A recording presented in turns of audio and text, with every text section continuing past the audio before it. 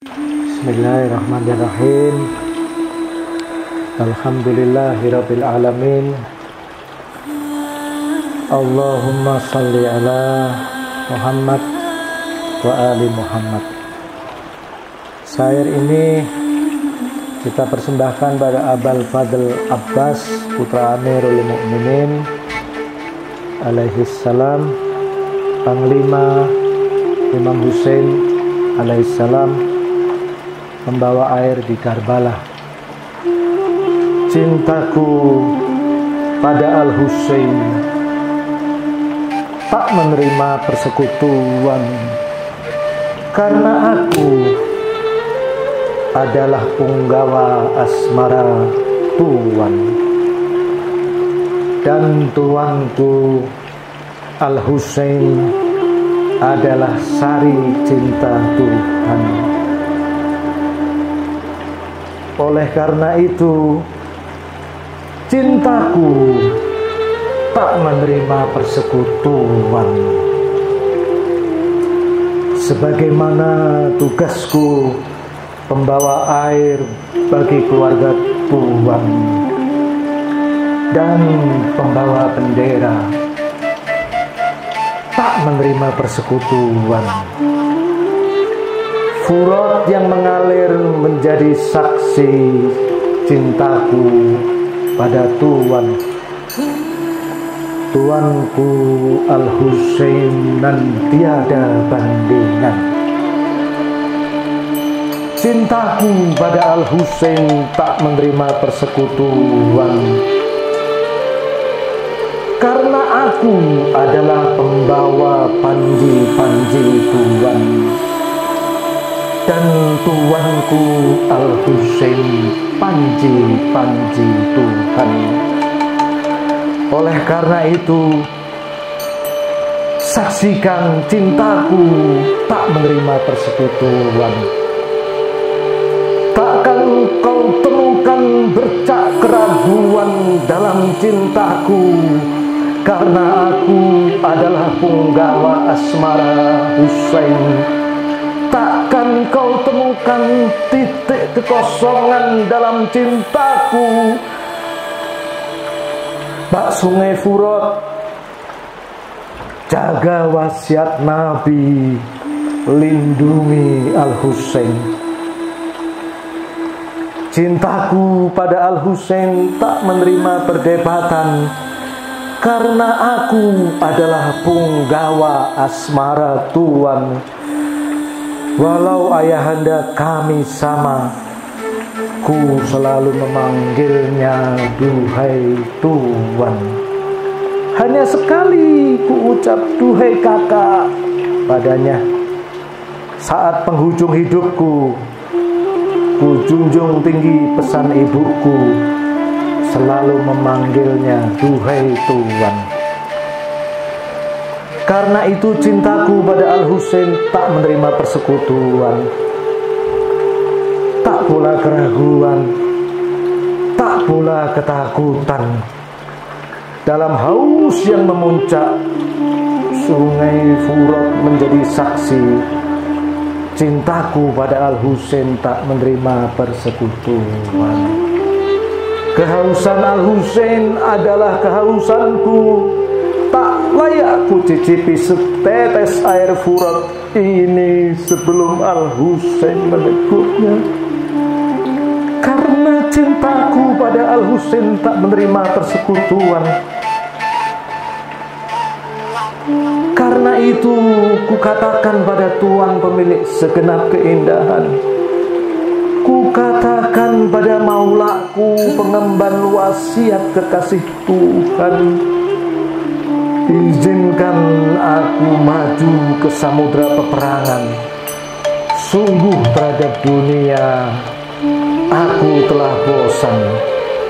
Oleh karena cintaku pada Tuan Husain tak menerima persekutuan, aku tak sanggup hidup sedang Tuan Husain mendahuluiku. Aku tak sanggup menanggung malu bila Tuan terluka di hadapanku.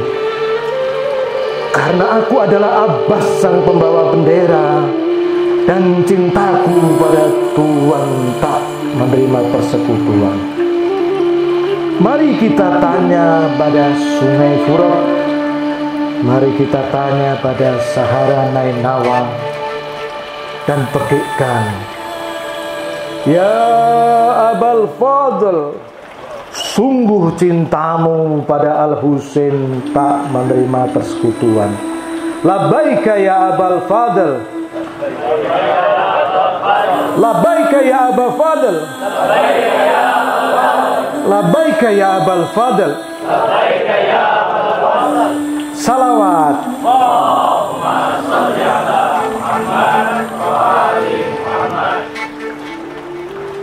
Sungguh Fatimah junjungan wanita sejagat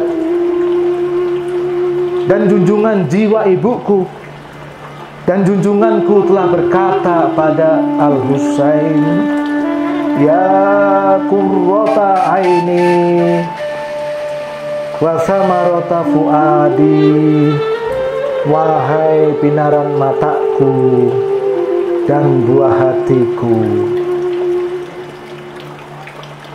Di tepi Furat mereka potong tangan kananku. Demi Allah, tangan kananku tak sebanding dengan derita Zahra. Demi Allah, nyerinya kucuran darah ini tak setitik lautan derita Mustafa. Kan ku bela buah hati Zahra dengan tangan kiriku dan segenap jiwa. Aku tetap berperang dan bertempur.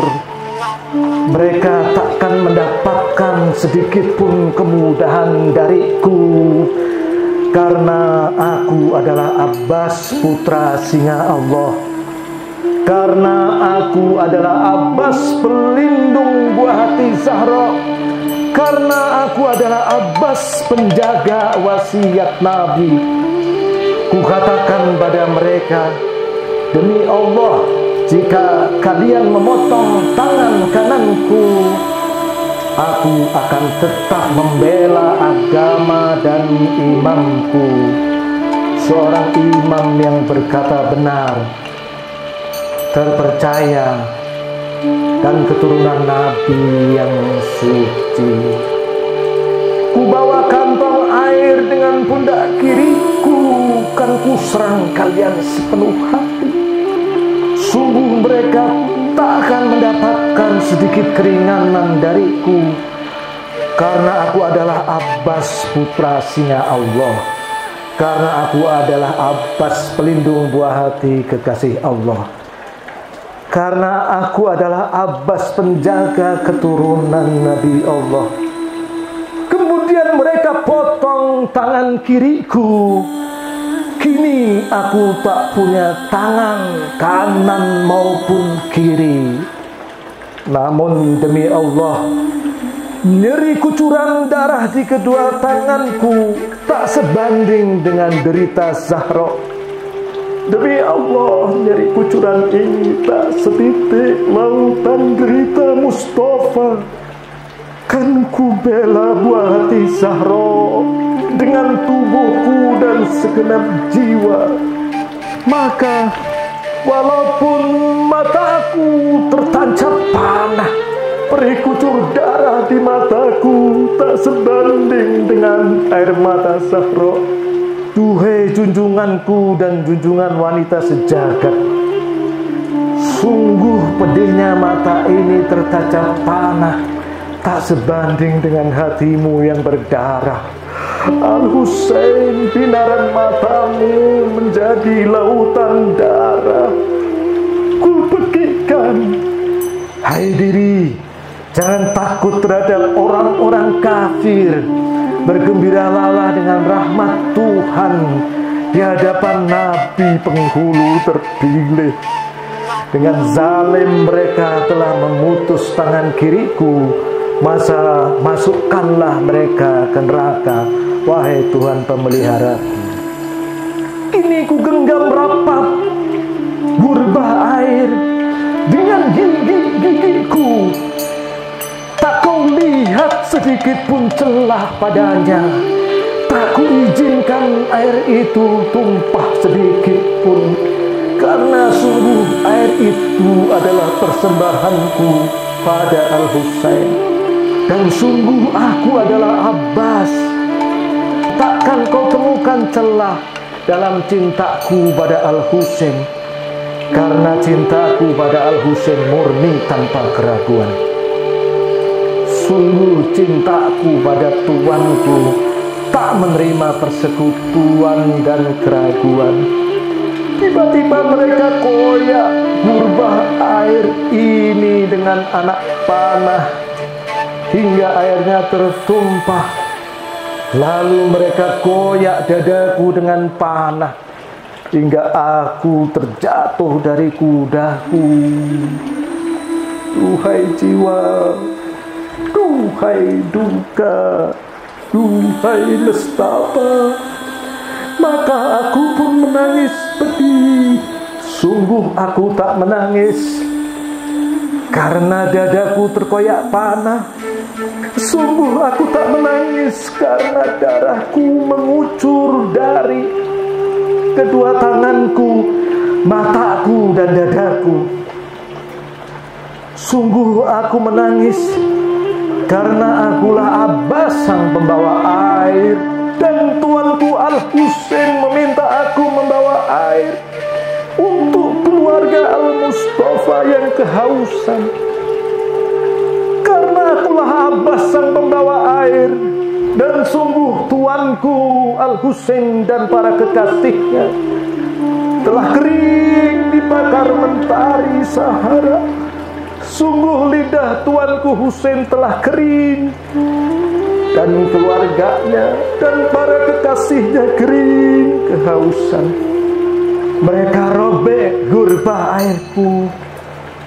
Duhai Karbala, saksikanlah aku Abbas, putra singa Allah, telah menangis. Duhai Nainawa, saksikanlah aku Abbas, Panglima Al-Husain, menangis karena aku tak berhasil bawakan gurbah air Furat ini untuk menyempurnakan khidmatku pada buah hati, penghulu wanita semesta. Karena aku tak berhasil menyampaikan gurbah ini ke haribaan Al-Husain binaran mata As-Zahra. Namun saksikan cintaku pada Al-Husain tak mengenal celah. Cintaku pada imamku tak mengenal persekutuan dan keraguan. Moga Al-Husain terima cintaku, moga ayahku terima perkhidmatanku, moga putri Nabi ridho dengan pengabdianku, moga Muhammad Rasulullah Sallallahu Alaihi Wasallam menerima kucuran darah cintaku bagi keluarganya dan agamanya. Kemudian para durjana itu menebas ubun-ubun suci dari pecinta suci, dari panglima suci, dari keturunan Nabi yang suci. Di tepi sungai Furat, tubuh Abbas tergeletak, tubuhnya terkoyak-koyak. Dari mulut suci itu terdengar suara, "Saudaraku, jemputlah aku." Al-Husain segera datang, dan putra Nabi suci ini dapati Abul Fadl Abbas terkoyak di tepi sungai. Dengarlah suara dari mulut suci ini, "Sekarang telah patah tulang punggungku dan berkurang kemampuanku. Maka duhai saudara, apakah kita akan menyambut seruan Abbas singa Allah dan menjemput tubuhnya yang terkoyak di sungai Furat?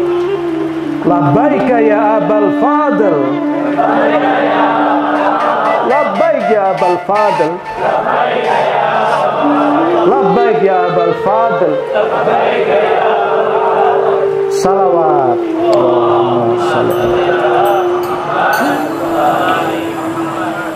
Mudah-mudahan Rasulullah Sallallahu Alaihi Wasallam, Amirul Mukminin Sayyidah Zahra, Al Hasan dan Al Husain alaihi wassalam, dan Aimatul Maksumin, dan Ummul Banin, dan Sayyidah Zainab, dan keluarga Nabi di Karbala, dan para sahabat Nabi, para sahabat Imam di Karbala ridho dengan ziarah kita pada Abul Fadl Abbas.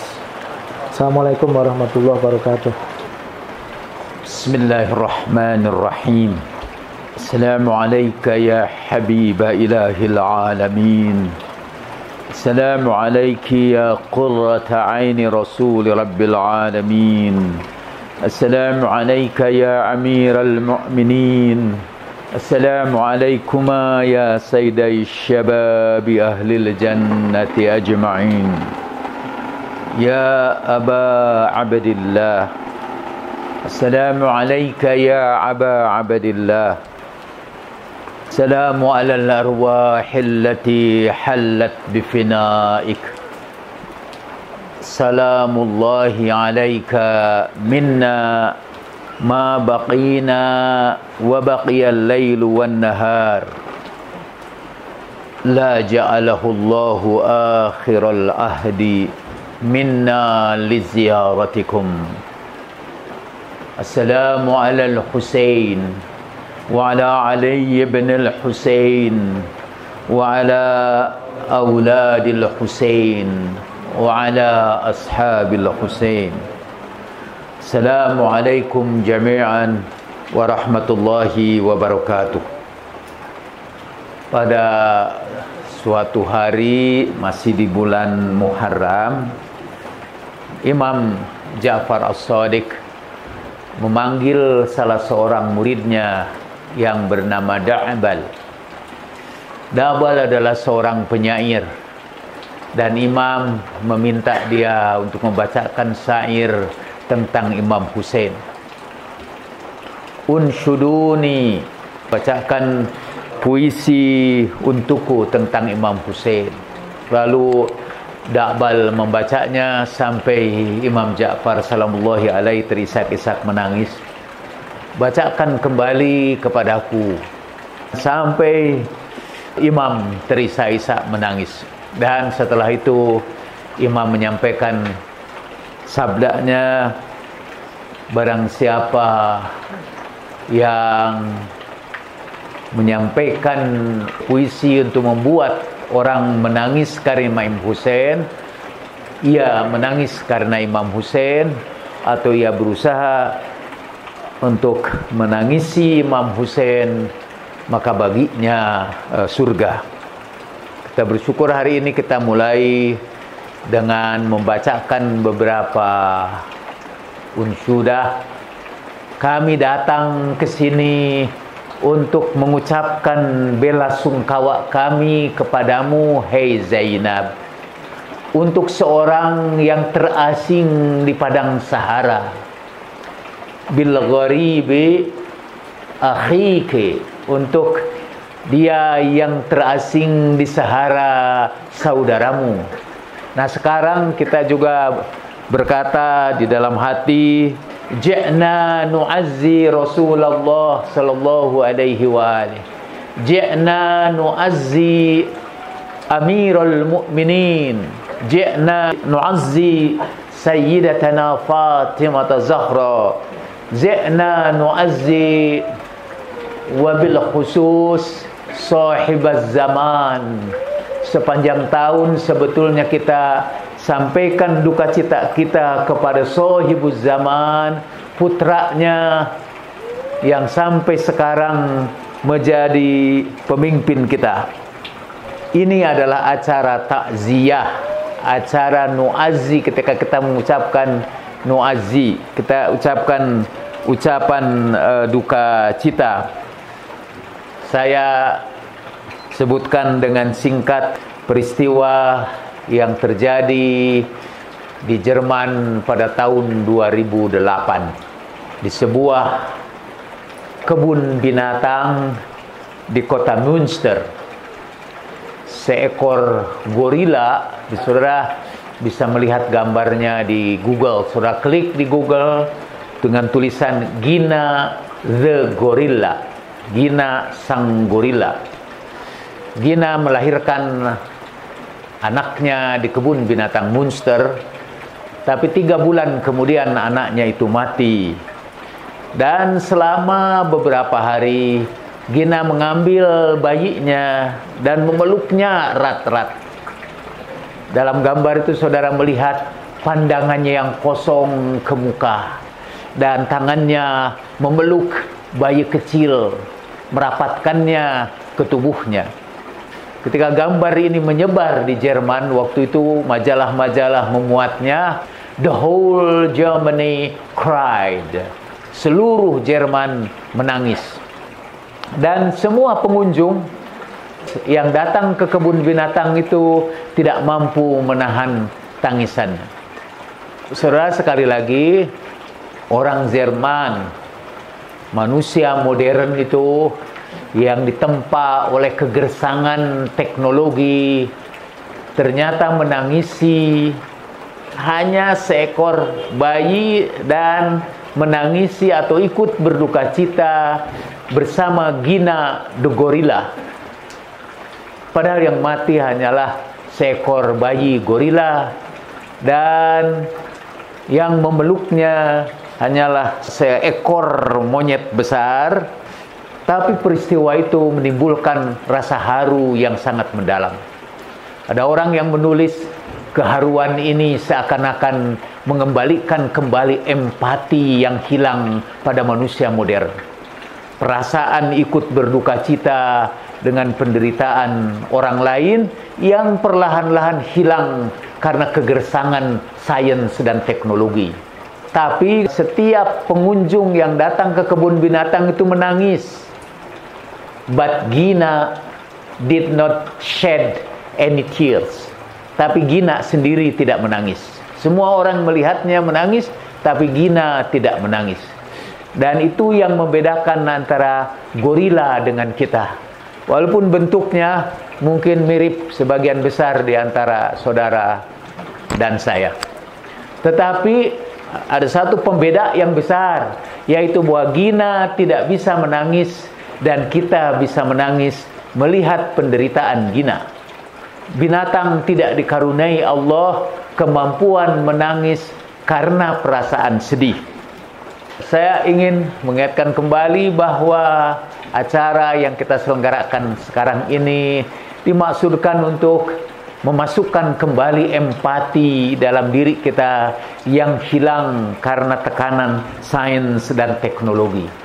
Mudah-mudahan Allah memberkati untuk setiap tetesan air mata di tempat ini dengan anugerah kecintaan kepada orang-orang suci, dan karena kecintaan itu kemudian kesediaan untuk berkorban bagi orang-orang yang mengubah dunia ini dengan pancaran cinta kasih mereka.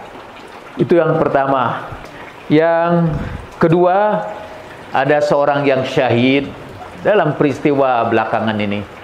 Dia syahid di Irak karena perilaku ISIS yang kayaknya menjadikan cerminan dari kelompok manusia yang sudah kehilangan empati dan belas kasih terhadap sesama manusia.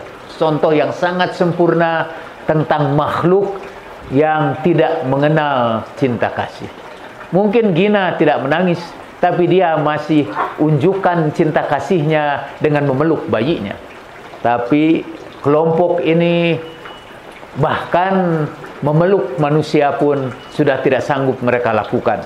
Dan Asy-Syahid ini berkata, tidak semua yang hadir di Karbala bisa kita sebut Karbala'i. Karena Karbala'i terjadi bukan karena orang hadir. Masoro Karbala'iyan, orang tidak berubah menjadi Karbala'i bil hudur, karena kehadiran. Karena seorang menjadi Karbala'i bitahawul, kata dia, dengan transformasi, dengan perubahan besar-besaran di dalam dirinya. Saudara, tidak disebut menghadiri acara Asyura ini kalau tidak terjadi tahawul, kalau tidak terjadi transformasi, tidak terjadi perubahan diri kita, bahkan perubahan hakikat kita. Sebelum terjadi apa yang disebut oleh Mula Sadra sebagai al-harakat al-jauhariyah, sebelum terjadi perubahan esensi diri kita. Kita juga bisa mengatakan bahwa seorang tidak menjadi Husaini dengan hanya menghadiri pertemuan-pertemuan seperti ini, tapi seorang menjadi Husaini setelah dia mengalami transformasi, setelah mengalami perubahan. Bagaimana menangis bisa mengubah diri kita, bisa membawa kita kepada tahawul, kepada transformasi. At-tahawul ar-ruhani, perubahan ruhaniyah. Dan karena itu dalil-dalil tentang contoh bahwa Rasulullah Shallallahu Alaihi Wasallam menangis. Pertama, Rasulullah Shallallahu Alaihi Wasallam, seperti diriwayatkan dalam Bukhari, pernah seorang anak kecil dibawa ke pangkuan Nabi Shallallahu Alaihi Wasallam, dan anak itu menggelepar-gelepar, menghembuskan nafasnya yang terakhir di tangan Nabi yang mulia, dan beliau menangis deras. Kemudian seorang sahabat menegurnya, wa anta ya Rasulullah, dan kau juga menangis ya Rasulullah. Dan Rasulullah berkata, ini tangisan kasih sayang. Dan orang yang tidak, dalam bahasa Arabnya, man la yarham la yurham. Dan barang siapa yang tidak bisa mengekspresikan kasih sayangnya, Allah pun tidak akan menyayangi dia. Dalam riwayat lain, Allah hanya menyayangi orang-orang yang penuh kasih sayang. Yarhamullahu ar-ruhama. Allah mencintai orang-orang yang penuh kasih sayang. Ketika Rasulullah Shallallahu Alaihi Wasallam disaksikan orang mencium Sayyidah Fatimah, orang itu langsung berkata, aku punya anak 10 orang dan tidak seorang pun yang aku cium. Lalu Rasulullah Shallallahu Alaihi Wasallam bersabda, itu karena Allah telah mencabut kasih sayang dari jantungmu. Dan celakalah kamu karena Allah telah mencabut kasih sayang dari jantungmu. Menangis adalah ungkapan kasih sayang. Tapi ada kebiasaan jahiliyah yang menganggap bahwa menangis itu adalah ungkapan kelemahan, ungkapan kecengengan, dan seorang dipuji karena ketabahannya untuk tidak bisa menangis. Jadi ketika Rasulullah Shallallahu Alaihi Wasallam menangis, karena kebiasaan jahiliyahnya, mereka menuding Nabi sebagai orang yang cengeng. Dan Nabi membuktikan bahwa tangisan bukan ungkapan kecengengan atau kelemahan, tapi dia ungkapan cinta kasih.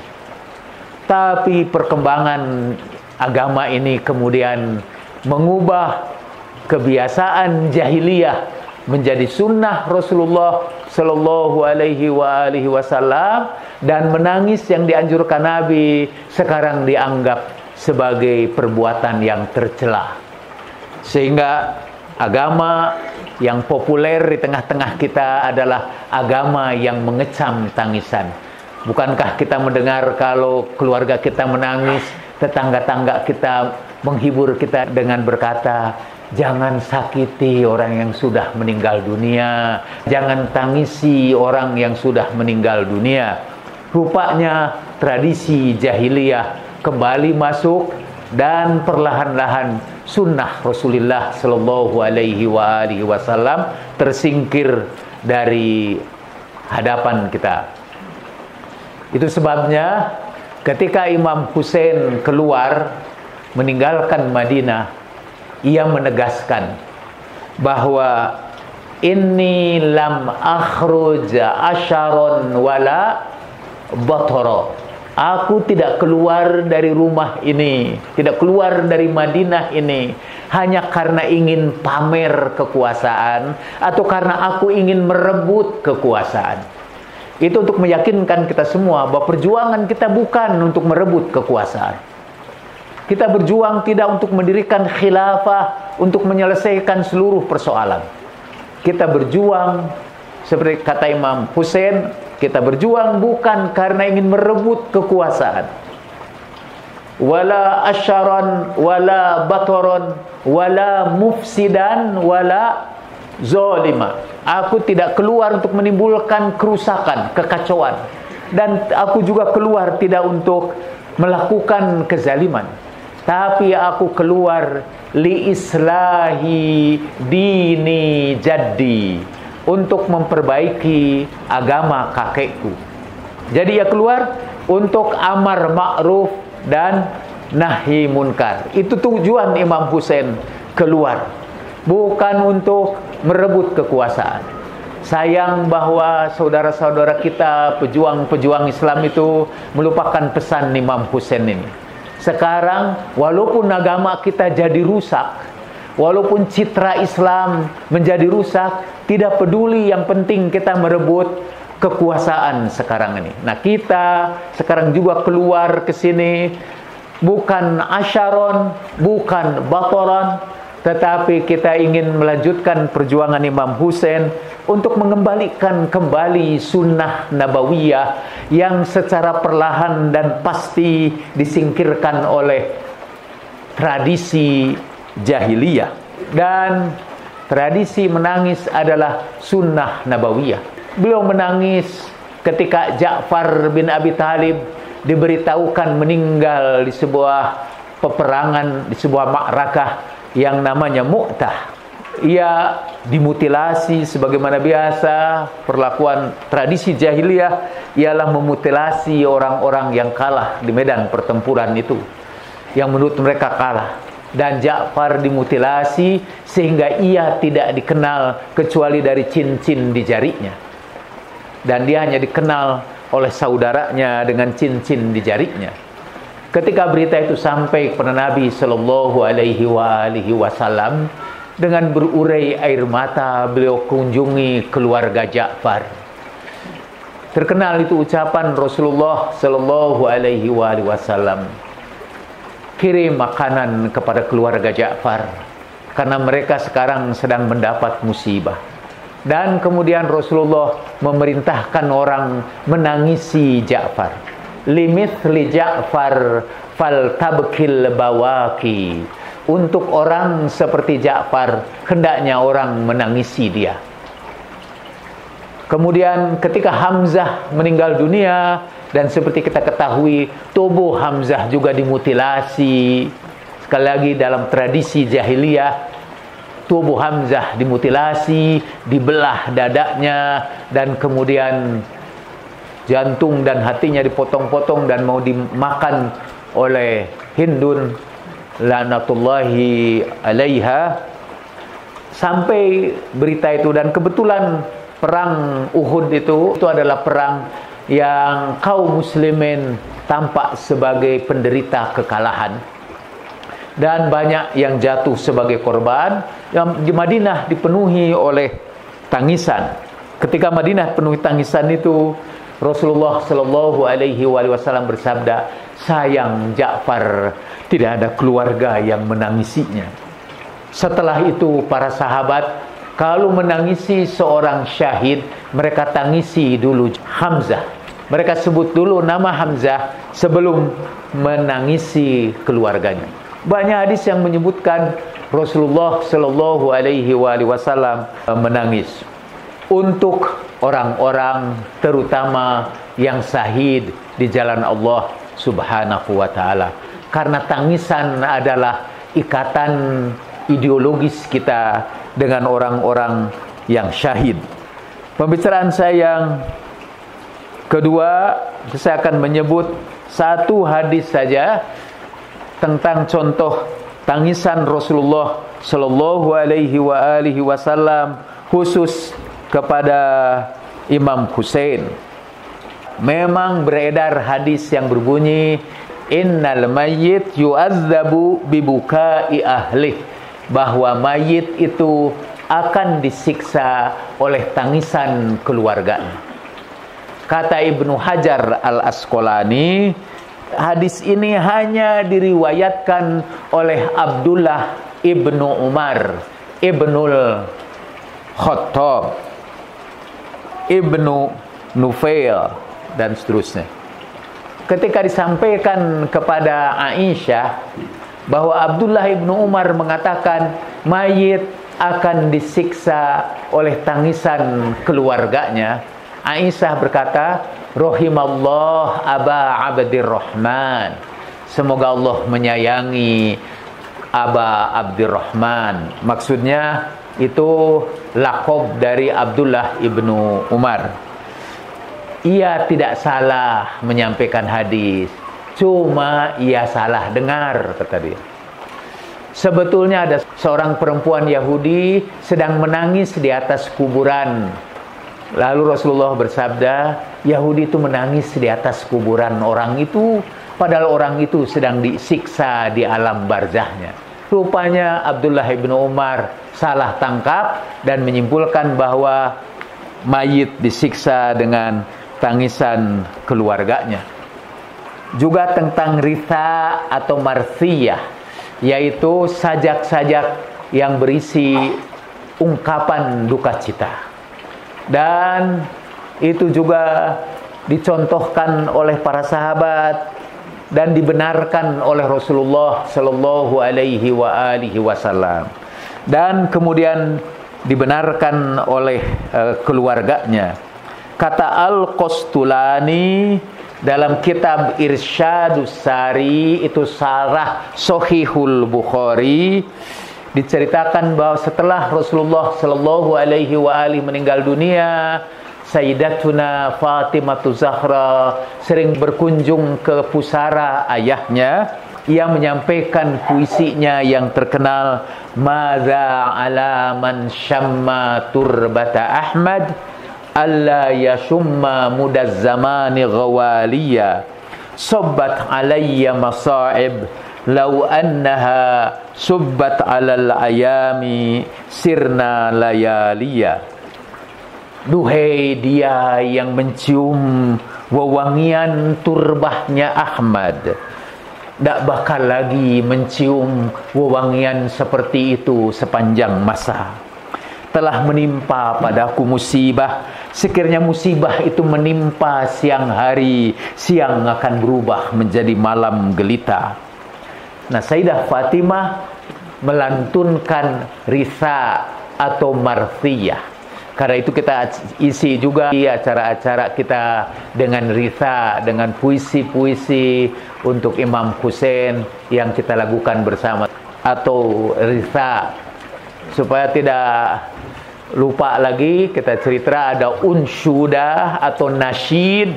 Kita lebih terkenal di sini mungkin supaya mudah ingatnya nasyid, yaitu melantunkan lagu-lagu atau puisi-puisi untuk seseorang yang sudah meninggal dunia. Yang kedua tadi ritha atau marthiyah, sebetulnya khusus puisi yang merupakan tangisan atau jeritan, ungkapan kesedihan kepada orang yang sudah meninggal dunia.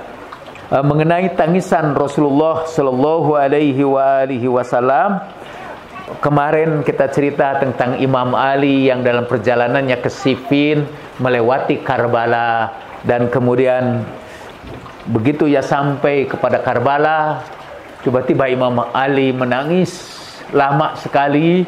Ketika sampai di satu tempat yang namanya Nainawa, saya ingin buru-buru menambahkan yang sekarang ini dikuasai masih oleh kekuatan ISIS.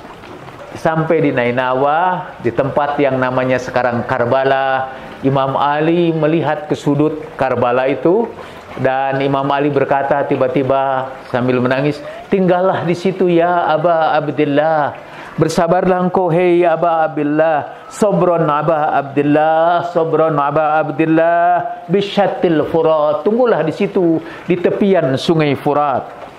Ini yang meriwayatkan hadis kepada kita adalah ayahnya Abdullah bin Najah, salah seorang di antara sahabat Imam Ali. Wa madzaka ya Amirul Mukminin?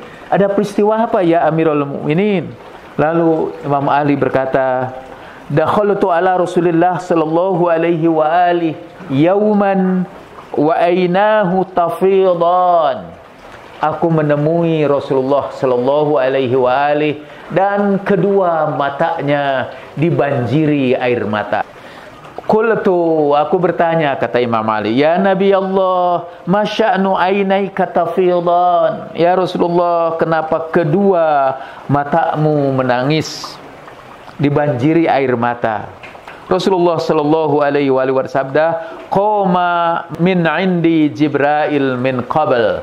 Baru saja Jibril meninggalkan aku, fahaddatsani, dan dia beritakan kepadaku, anna waladi al-Husain yuqtalu bi syattil Furat, bahwa anakku al-Husain meninggal di tepian Furat. Rasulullah berkata kepada Jibril, hallaka ila an ashummaka min turbatih? Apakah engkau izinkan aku, ya Jibril, agar aku cium sebagian dari turbahnya, dari tanahnya? Naam. Ya. Famadda yadahu faqabada qabadatan min turabin fa'atoniha. Dan kemudian Jibril mengulurkan tangannya, menggenggam genggaman tanah dan memberikannya kepadaku.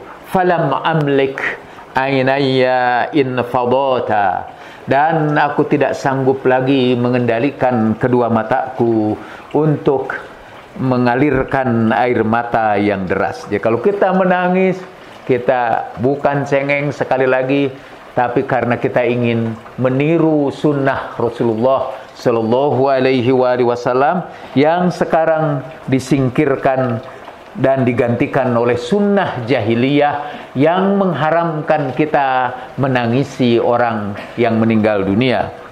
Saya ingin menutup untuk pertemuan kali ini dengan sebuah peristiwa yang menakjubkan. Ada dua peristiwa yang ingin saya kisahkan dan kedua-duanya menakjubkan. Satu kisah yang pertama, alhamdulillah, sampai kepada kita, ke Indonesia jauh sebelum kita memperingati peringatan Asyura di negeri ini. Dibawa oleh orang, mungkin pedagang-pedagang dari India yang kapalnya terdampar di daerah Sumatera Barat, di Pariaman, dan juga di bawah Sumatera Barat itu ada Bengkulu. Dan sampai sekarang Muharram ini selama 10 hari mereka mengadakan peringatan Asyura ini, dan di antara salah satu peringatan Asyura ini dikisahkan secara teatrikal. Kisah pertama yang akan saya bacakan dari sumbernya. Mereka mewujudkannya dalam bentuk teater massal disertai dengan tarian, sebuah sendra tari Karbadai. Kalau sempat mungkin satu saat kita akan berkunjung ke Bengkulu dan membantu mereka melestarikan tradisi ini sesuai dengan sunnah Rasulullah sallallahu alaihi wasallam dan sesuai dengan berita yang kita terima. Hadis ini diriwayatkan atau peristiwa ini oleh Al-Qutub Ar-Rawandi dalam kitab Al-Kharaij dari Sulaiman bin Mahran Al-A'mas, dan dia bercerita, ketika saya sedang tawaf pada musim-musim haji, tiba-tiba aku melihat seorang lelaki dan berdoa sambil bergantung ke tirai Ka'bah. Dia berkata, Allahumma ghafirli wa ana a'lamu annaka la taghfiruli. Dia menangis dengan suara keras, Tuhan ampuni aku, walaupun aku tahu Engkau tidak akan mengampuniku. Berguncang hatiku mendengar doa seperti itu, dan aku mendekati dia. anta fi haramillah wa harami rasulih, wa hadhihi ayyamu khurm fi syahrin azim, falima tayasu minal maghfirah. Engkau di haramnya Allah dan haramnya Rasulullah, di tempat yang mulia dalam pandangan Allah dan Rasulnya, dan ini adalah bulan-bulan yang mulia. Kenapa kau putus asa dari ampunan Allah? Ya hadza dzanbi azim, aku ini punya dosa besar. A'zam min jibali Tihamah, apa dosamu lebih besar dari gunung Tihamah? Na'am, ayuwazinul jibalur rawasi, apakah dosa kamu beratnya sama dengan beratnya gunung-gunung di pegunungan? Na'am, betul. Fa in syi'tu akhbartuka, dan kalau engkau mau aku akan sampaikan ini kepadamu. Kata dia, ukhruj bina minal haram, mari kita keluar dari al-haram. Fa kharajna minhu, lalu kami keluar daripadanya. Lalu dia berkata kepadaku, ana ahadun man kana fil askaril maishum, askar Umar bin Sa'ad la'anahullah, hina qutilal Husain. Aku ini salah seorang di antara rombongan pasukan yang tercela, pasukannya Umar bin Sa'ad ketika Imam Husain terbunuh. Wa kuntu ahadul arba'in, dan aku termasuk rombongan pasukan yang terdiri dari 40 orang, alladzina hamalu ra'sa, yang mengiringi dipikulnya kepala Imam Husain ila Yazid bin Muawiyah radhiyallahu dari Kufah, yang memikul kepala Yazid bin Muawiyah dari Kufah. Falamma hamalnahu ala tariqil ma', ketika dalam perjalanan kami untuk membawanya ke Damaskus, jadi dari Karbala mau dibawa ke Damaskus, nazalna ala diarin Nasara, kami singgah di perkampungannya orang-orang Nasoro. Wa kana ra'su ma'ana, dan waktu itu kepala imam itu bersama kami. Markuzan ala ramhin wa ma'ahul akhras, jadi ditancapkan di atas tombak, dan di sekitarnya adalah para penjaga. Fawada'na ta'am, lalu karena kami mau beristirahat di dalam naungan tembok-tembok orang Nasrani ini, kami letakkan makanan dan kami duduk untuk ikut makan. Tiba-tiba kami melihat di tembok itu tertulis, atarju ummatun qatalat Husaina syafa'ata jaddihi yaumal hisabi. Apakah umat yang membunuh Husain akan bisa berharap mendapat syafaat kakeknya pada hari perhitungan nanti? Kami terkejut, kami takut dengan ketakutan yang luar biasa. Kami tidak jadi untuk makan, kami tahan tangan kami. Lalu tulisan itu hilang, kami kembali lagi untuk makan. Tiba-tiba tempat itu sekarang muncul lagi tulisan lainnya. Fala wallah laisa lahum syafi'u wa hum yaumal qiyamati fil azabi. Demi Allah, tidak akan ada orang yang memberikan pertolongan ketika pada hari kiamat mereka dijerumuskan ke dalam azab Allah. Maka beberapa orang di antara sahabat kami berdiri, tidak jadi makan, tempat itu juga hilang. Sum'adu ila ta'am, mereka kembali lagi mau makan. Tapi tiba-tiba kembali lagi tulisan itu. Wa qad qatalul Husaini bi hukmi jaurin wa khalafa hukmuhum hukmal kitabi.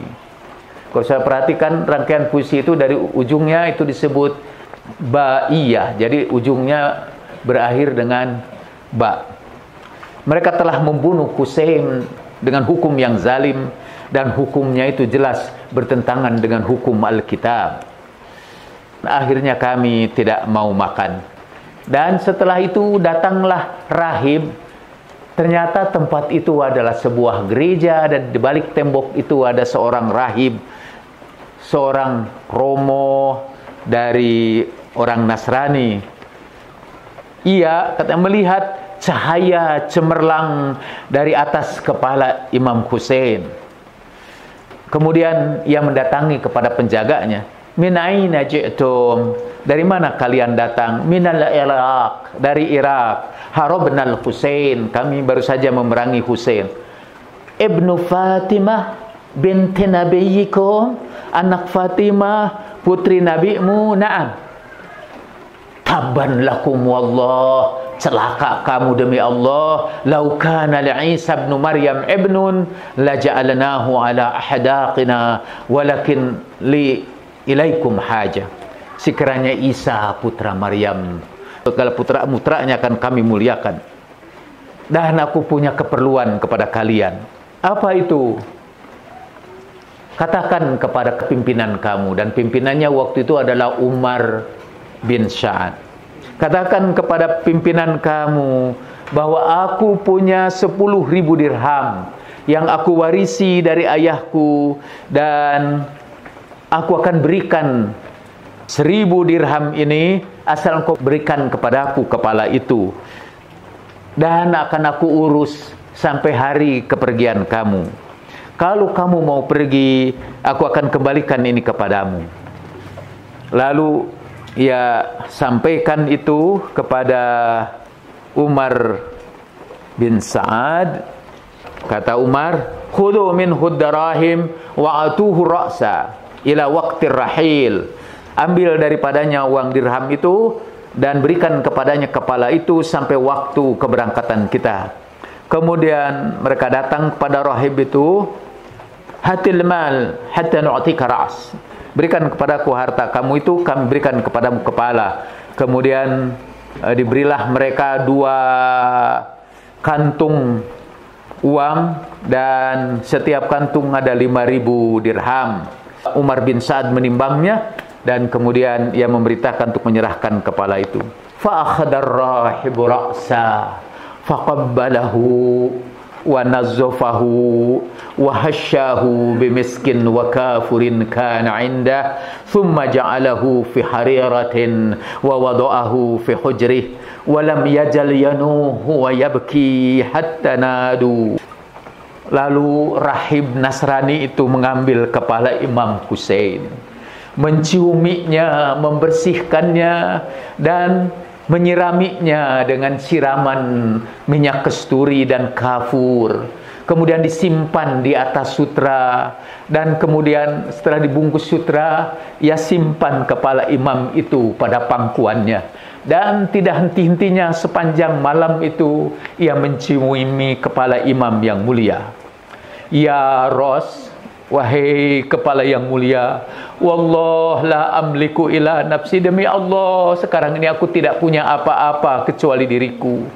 Fa idza kana ghaddan fashadli inda jaddika Muhammad sallallahu alaihi wa alihi anni ashhadu an la ilaha illallah wa anna Muhammadan abduhu wa rasuluh, aslamtu ala yadaik wa ana maulak.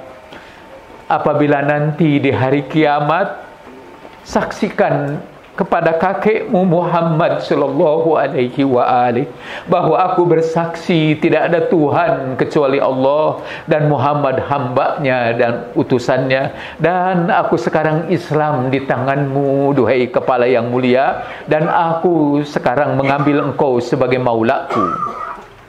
Keesokan harinya ia menemui lagi Umar bin Sa'ad, dan dia berkata, aku punya permohonan kepadamu. Aku bermohon demi nama Allah, demi hak Muhammad. Aku sudah simpan kepala ini di sebuah peti, di sebuah tempat yang layak baginya.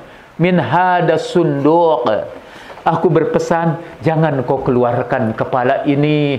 Kepala yang sudah ia bersihkan, ia cirami dengan minyak kasturi, dan ia simpan di atas sutra, kemudian ia tempatkan di atas peti sebagai perkhidmatannya kepada Imam Husain. Sebagian dari kisah ini, untuk menyingkatkan cerita, to make the long story short, ketika mereka sampai ke Damaskus, kemudian uang dalam kantong itu diperiksa, uang dinar itu sudah berubah menjadi khazfan, menjadi kumpulan keramik. Kemudian keramik bagian luarnya itu Pada satu sisi ditulis ayat Al-Quran, wala tahsabannallahu ghafilan amma ya'malu zalimun. Allah, jangan mengira kalian bahwa Allah lalai dari apa yang dilakukan oleh orang-orang yang zalim itu. Walal janibil akhar, dan pada bagian luar yang lain, maktubun tertulis, wa saya'lamul ladzina zalamu ayyamun qalabin yanqalibun, dan akan tahulah orang-orang yang zalim kemana kembali mereka nanti. Kemudian itu dibuang ke sungai.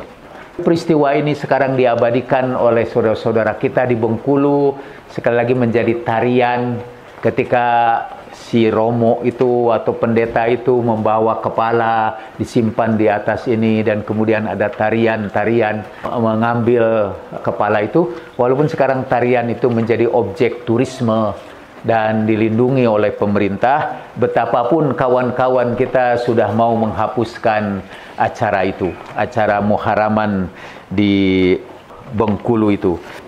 Sekedar menyimpulkan apa yang saya bacakan tadi itu, kalau orang yang katanya kita sebut kafir bisa tersentuh empatinya karena kematian seekor bayi gorila, sungguh amat mengherankan kalau ada hati yang lebih membatu dari orang-orang Jerman itu, apalagi kalau hati itu hati orang Muslim yang tidak tersentuh dengan penderitaan keluarga Rasulullah sallallahu alaihi wa alihi wasallam.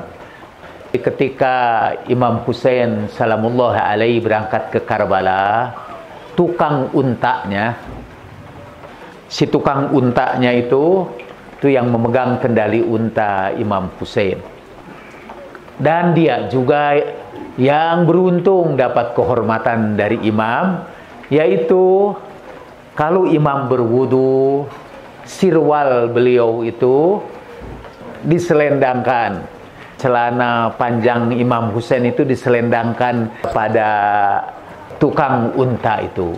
Dan tukang unta itu terpesona dengan ikat pinggangnya Imam Husain itu yang sangat indah, hatta yatamanna, sampai dia bercita-cita ingin mengambil itu. Pada peristiwa Karbala, kata cerita dia berusaha bersembunyi supaya tidak ikut terbunuh. Dalam pikirannya dia masih bercita-cita untuk mengambil ikat pinggangnya Imam Husain itu. Itu dunia itu tidak seberapa, tapi dia yang menjadi kejaran dia. Mungkin orang miskin emang tidak punya cita-cita yang muluk-muluk, tapi tetap saja itu namanya hubud dunia, apa aja cinta dunia. Ketika sudah terjadi Karbala itu, sudah ditinggalkan orang, datanglah waktu malam, dia keluar dari kuburannya yang dia gali sendiri, dia keluar dari kuburannya, dan dia melihat Karbala tidak gelap gulita, tapi Karbala terang benderang. Dari jenazah-jenazah para syuhada itu memancar cahaya. Dan di antara itu ada cahaya yang lebih temerang itu. Ia yakin bahwa cahaya itu pasti cahaya dari jenazah Imam Husain salamullahi alaih. Dia datang khusus kepada jenazah Imam Husain, dan dengan satu tujuan, yaitu mengambil ikat pinggangnya sirwal Imam Husain. Ini preview saja, jadi kita hentikan di sini. Kalau saudara tertarik, ya saudara hadir dalam pertemuan yang akan datang. Dan kalau ini SoundCloud, tunggu SoundCloud berikutnya. Assalamualaikum ya Aba Abdillah. Assalamullahi alaika minna ma baqina wa baqiyal lailu wan nahar la ja'alahu Allahu akhiral ahdi minna li ziyaratikum. Assalamu alal Husain wa ala Ali ibn al-Husain wa ala auladil Husain wa ala ashabil Husain. Wa ma taufiqi illa billah, alaihi tawakkaltu wa ilaihi unib. Wassalamualaikum warahmatullahi wabarakatuh.